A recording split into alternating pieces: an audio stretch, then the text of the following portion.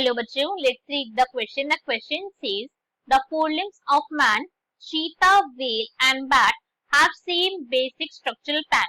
Such organs have similar development pattern and they develop in related organisms, but they do differ morphologically. The forelimb of cheetah, whale and bat are used for X, Y, Z and respectively identify X, Y, Z. Sir question के नाम से क्या बोला गया? हमें simple सा एक sentence, एक पैराग्राफ गिवन है हमें किसके बारे में, फोरलिम्स के बारे में, मैन की, ह्यूमन बीइंग, चीता, व्हेल एंड बैट, इसके बारे में बोला गया है कि इन जो चारों के चारों जो ऑर्गेनिज्म है, इनका जो फोरलिम्ब होता है उसका बेसिक स्ट्रक्चरल प्लान कैसा है? सेम है, ठीक है, सेम बेसिक स्ट्रक्चरल प्लान है और ये डेवलपमेंट में क्या है, सेम तरीके से जो है वो डेवलप होती है। बट इनके अंदर क्या है कि ये डिफर करते हैं मॉर्फोलॉजी के, मतलब दिखने में अलग अलग है मगर जो इनका डेवलपमेंटल प्लान है वो कैसा है? सेम है। अब अगर क्वेश्चन में हमसे बोला गया कि अगर हम फोरलिम्ब ऑफ चीता, व्हेल और बैट को एक्स वाई जेड से रिप्रेजेंट करें तो एक्स वाई जेड जो है वो किस तरीके का फंक्शन करते हैं, हमें ये बताना है। क्वेश्चन के अंदर हमें ऑप्शंस गिवन है। तो क्वेश्चन स्टार्ट करते हैं हमारा। सबसे पहले हम क्वेश्चन को सॉल्व करने का की कॉन्सेप्ट देखेंगे। की कॉन्सेप्ट, तो क्वेश्चन को सॉल्व करने का की कॉन्सेप्ट क्या है हमारा कि हमें होमोलोगस ऑर्गन्स के बारे में पता होना चाहिए। ओके, होमोलोगस ऑर्गन्स, तो हमें पता है होमोलोगस ऑर्गन्स अगर क्या होते हैं तो हमारे क्वेश्चन को इजीली सॉल्व कर सकते हैं। अगर हम होमोलोगस ऑर्गन की बात करें तो होमो का क्या मतलब होता है हमारा? होमो का मतलब होता है सेम और लोगस का मतलब क्या होता है? लोगस का मतलब होता है हमारा स्ट्रक्चर। ओके, लोगस का मतलब होता है हमारा स्ट्रक्चर कह सकते हो या फिर आप पोजीशन भी कह सकते हो। होमोलोगस ऑर्गन कैसे ऑर्गन होते हैं? जिनका स्ट्रक्चर सेम होता है, ठीक है। अपीयरेंस नहीं बोला मैंने बोला है स्ट्रक्चर, ठीक है। इंटरनल स्ट्रक्चर की बात हो रही है यहाँ पे। बेसिकली यहाँ पे इंटरनल स्ट्रक्चर है कौन सा वाला? बोन वाला। जो बोन्स होती है ना फोरलिम्ब की, उनका इंटरनल स्ट्रक्चर जो है वो दिखने में सेम होता है।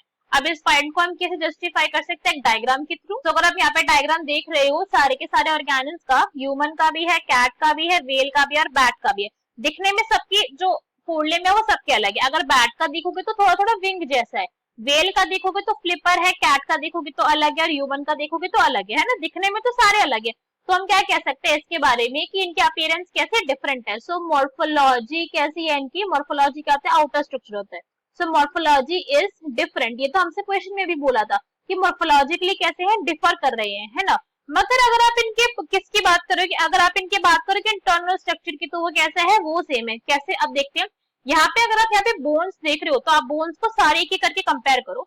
जैसे यहाँ पे ब्लू कलर की बोन दे रखी है विच इज ह्यूमरस, तो यहाँ ह्यूमन में भी प्रेजेंट है, कैट में भी प्रेजेंट है, व्हेल में भी प्रेजेंट है और बैट में भी प्रेजेंट है और उसी लोकेशन पे भी प्रेजेंट है। इसके साथ साथ हम ये भी नोटिस कर सकते हैं कि ह्यूमरस टॉप मोस्ट पे प्रेजेंट है। उसके बाद यहाँ पे रेडियस की भी प्रेजेंस ऐसे ही, अल्ना की भी ऐसे ही, कार्पल्स की, मेटाकार्पस, फैलेंजेस सभी इस तरीके से यहाँ पे प्रेजेंट है। फैलेंजेस जो है वो चारों के चारों ऑर्गेनिज्म में क्या बना रहे हैं? डिजिट फॉर्मेशन कर रहे हैं, है ना। सर के अंदर इन्होंने डिजिट की फॉर्मेशन करवाई है, देख सकते हैं हम यहाँ पे। तो यहाँ पे हमें क्या दिख रहा है कि मॉर्फोलॉजी तो इनकी डिफरेंट है मगर स्ट्रक्चर कैसा है इनका? स्ट्रक्चर है इनका सेम, स्ट्रक्चर इनका सेम है। ये पॉइंट हमको यहाँ पे क्लियरली ऑब्जर्व हो रहा है। तो इससे हमें क्या बात पता चल रही है कि सारे के सारे जो ऑर्गेनिज्म है ना, ये क्या शो कर रहे हैं? एक तरीके से डाइवर्जेंट इवोल्यूशन शो कर रहे हैं। क्या कर रहे हैं? ये डाइवर्जेंट इवोल्यूशन शो कर रहे हैं। अब डाइवर्जेंट इवोल्यूशन अगर मैंने बोला है तो इसके पीछे कोई रीजन होगा, ऐसे तो नहीं बोल सकते। डाइवर्जेंट इवोल्यूशन इसलिए मैं बोल सकती हूँ कि अगर आप इन सारे के सारे फोरलिम्ब का फंक्शन देखो इनके अंदर तो आपको दिखेगा कितनी डाइवर्सिटी है। अगर हम ह्यूमन की बात करें तो हम हमारे फोरलिम्ब से ऑलमोस्ट काफी सारे काम करते हैं, हम लिखते हैं, हम खाते हैं, हम पानी पीते हैं, बहुत सारे काम करते हैं, ठीक है। अगर आप कैट की बात करो तो कैट अपने, या फिर चीता जो हमें क्वेश्चन के अंदर पर्टिकुलरली गिवन है, चीता की बात करते हैं तो चीता क्या करता है अपने फोरलिम्ब से, जिसको हमको एक्स से रिप्रेजेंट करा गया चीता को, राइट। तो चीता क्या करता है? चीता तो मेनली रनिंग करता है। चीता का काम क्या होता है? रनिंग होता है, बहुत फास्ट रनिंग करता है। तो उसका काम क्या है? फोरलिम्ब का रनिंग करना।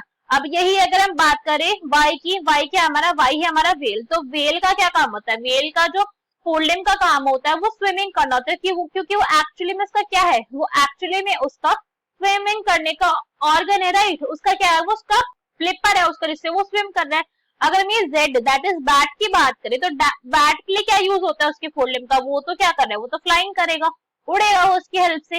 तो स्ट्रक्चर बोन का सेम हो मगर फंक्शन क्या है? यहाँ पे कितने डिफरेंट डिफरेंट फंक्शन हो रहे हैं।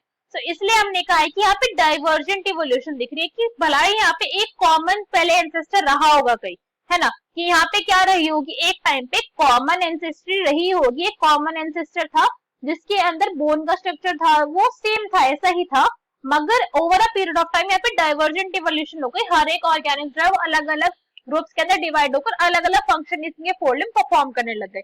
सो अगर हमारे ऑप्शन देखे तो कौन सा करेक्ट हो जाएगा हमारा, that will be A, that is जो हमारा चीता है वो रनिंग के लिए यूज करेगा अपने फोर लिम्ब को, जो हमारा वेल है वो स्विमिंग के लिए करेगा, और जो हमारी बैट है वो फ्लाइंग के लिए करेगी। So our option number A will be correct. I hope you understood the explanation well. Best of luck. Thank you.